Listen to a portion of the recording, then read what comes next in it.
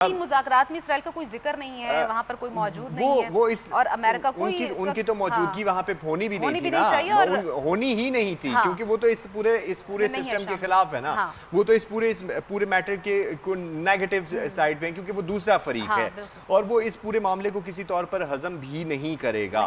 ठीक है, अब इस सारे सूरत हाल में जब हम देखते हैं कि ये दोनों ममालिक जब एक साथ बैठ रहे हैं, तो जिस इसराइल का जो ग्रेटर इसराइल का ख्वाब है उसको डेंट पड़ रहा है। अब उस डेंट के बाद उसकी कोशिश क्या है कि किसी ना किसी तरीके से इन मामलात को सबूताज किया जाए। अब अगर इस पूरे सिनेरियो का आप अहाता करें और इस पूरे सिनेरियो को देखें, तो जिस तरीके से हमने ये देखा कि अमेरिका की तरफ से मिक्स सिग्नल भी रहे हैं, ताकत का जोन भी रहा है, बयानात भी बदलते रहे हैं, लेकिन ईरान ने भी इस सारी सूरत हाल में बहुत ही और बेहद तहम्मुल का मुजाहरा भी किया है।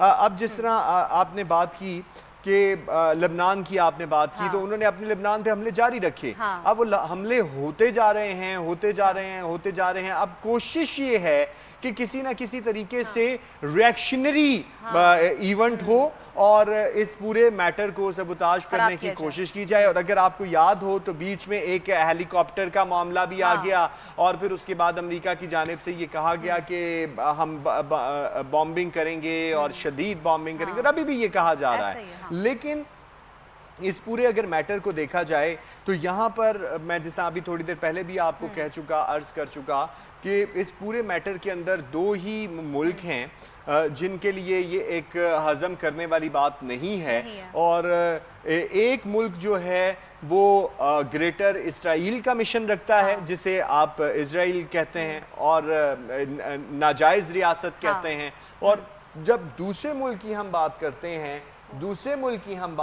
हैं तो वो जो दूसरा मुल्क है वो हमारा पड़ोसी मुल्क है, भारत है, और उसका भी एक नारा है। उसका नारा जो है वो अखंड भारत का नारा है।